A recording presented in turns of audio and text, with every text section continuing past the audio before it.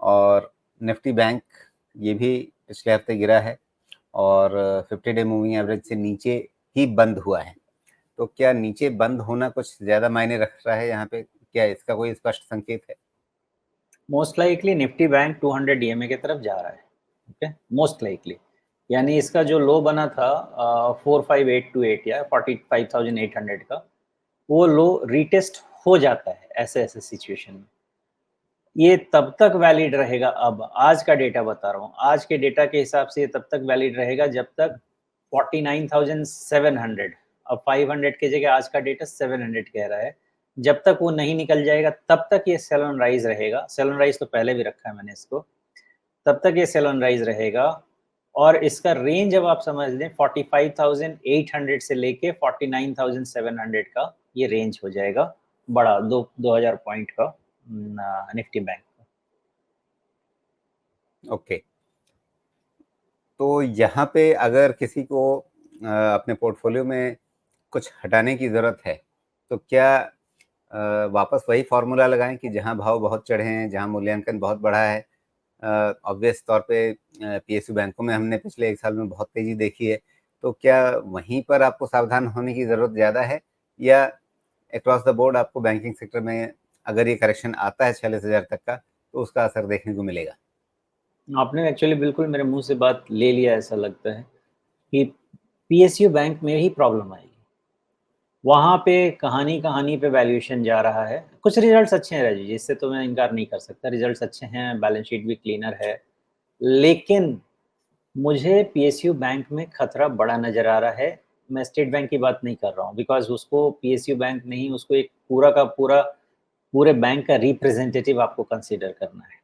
और आज के तारीख में प्राइवेट सेक्टर बैंक से भी ज़्यादा clean and better growing bank आपके पास स्टेट बैंक ऑफ इंडिया है, इसलिए उसको आप बिल्कुल अलग निकाल दें। बाकी पीएसयू सेक्टर, पीएसयू बैंक जो हैं, मेरे हिसाब से खतरे पे हैं। अगर यहाँ से मामला खराब हुआ तो आप समझें कि ये मामला खराब हो सकता है एक-एक बैंक में 20-20% तक का मामला खराब हो सकता है एक-एक पीएसयू बैंक में, या उससे ज़्यादा भी, डिपेंडिंग अपॉन कौन कैसा है। इसलिए पीएसयू बैंक में केयरफुल रहिए। प्राइवेट बैंक बेचारे वैसे भी कुछ ज़्यादा चले नहीं हैं, और जो चले हैं उन्होंने रिजल्ट भी अकॉर्डिंगली बहुत अच्छा दिया है। तो वहाँ पे थोड़ा ड्रैग रह सकता है, बट ड्रैग मुझे ज़्यादा लगता है पीएसयू बैंक। जी। लेकिन चलिए, एक बात तो है कि निफ्टी बैंक ने 50 डे मूविंग एवरेज को तोड़ा है, तो इसके चलते चिंता है। लेकिन मेरी नज़र बहुत एक सीधी सी सादी चीज़ पे जा रही है, क्योंकि मैं तो इससे ज़्यादा देख नहीं पा रहा चार्ट में कुछ। क्या हमारे सामने अभी भी उम्मीद बाकी है? बिल्कुल बाकी है। अगर याद रहे तो हमने पहले भी 47,500, 47,000 ये इन लेवल्स को डिस्कस किया हुआ है। वो लेवल अभी बचे हुए हैं। प्रॉब्लम सिर्फ एक ही हो गई है कि ये बैंक इंडेक्स जो है सेल ऑन राइज का बैंक इंडेक्स हो गया है। यहाँ से हो सकता है डाउनसाइड रिस्ट्रिक्ट हो जाए, बिकॉज़ 100 डीएमए अभी गया नहीं है, और 100 डीएमए इसका भी बेस्ट ट्रेंड लाइन इंडिकेटर रह गया है। ओके, बिकॉज़ वो स्मूथ कर देता है ना, जो आपका जो ट्रेंड लाइन चीज़ों को स्मूथ नहीं कर पा रहा है, वो चीज़ों को स्मूथ करके देखता है।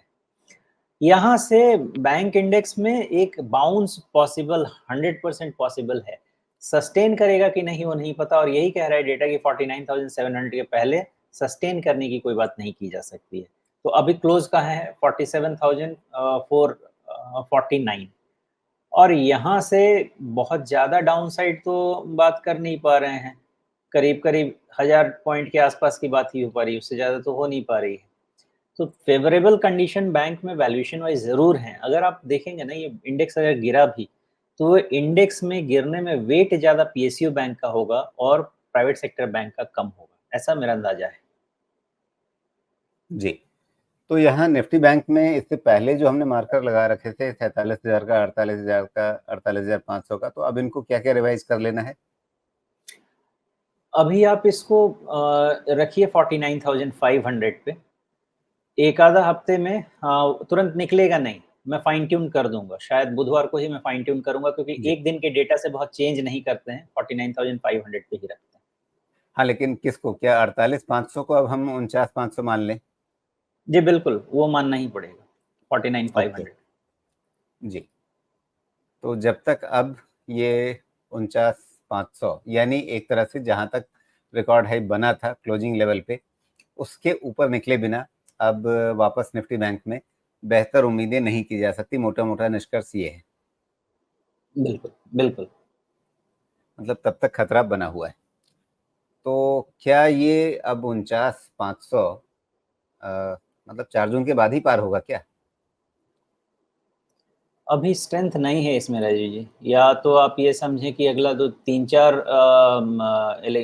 वोटिंग बचा हुआ है, उसके बाद कुछ निकल के आए तब शायद थोड़ी बहुत बात हो सकती है, या फिर अब क्लोजर टू एग्जिट पोल। जी। चलिए, जो भी हो रहा है ना अभी चुनाव से पहले, मुझे अच्छा लग रहा है। क्यों? उसके बिना मतलब बहुत नीरस हो गया था ये चुनाव।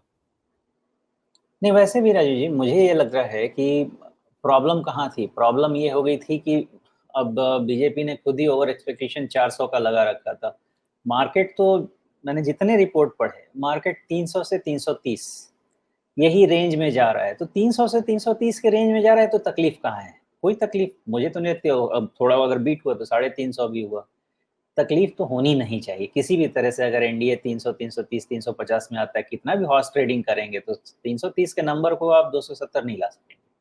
मुझे नहीं लगता कि कोई दिक्कत होनी चाहिए। मार्केट लाइट जाए इलेक्शन में, और इलेक्शन के बाद आपको फायरी रैली मिल सकती जी। मैं इसी संदर्भ में कहना चाह रहा था कि मतलब अब जाकर के चुनाव में और उसके चलते बाजार में थोड़ा-सा स्पाइस आ रहा है, थोड़ा-सा मसाला आ रहा है। नहीं तो बहुत नीरस हो रहा था एकदम से कि भई चुनाव के रिज़ल्ट पता हैं, बाजार को पता है, सब कुछ ठीक-ठाक चल रहा है, बाजार भी अपना ठीक-ठाक चल रहा है। अब बाजार थोड़ा घबरा रहा है तो फिर शायद 4 जून को खुश होने का मौका बाजार को मिल जाए।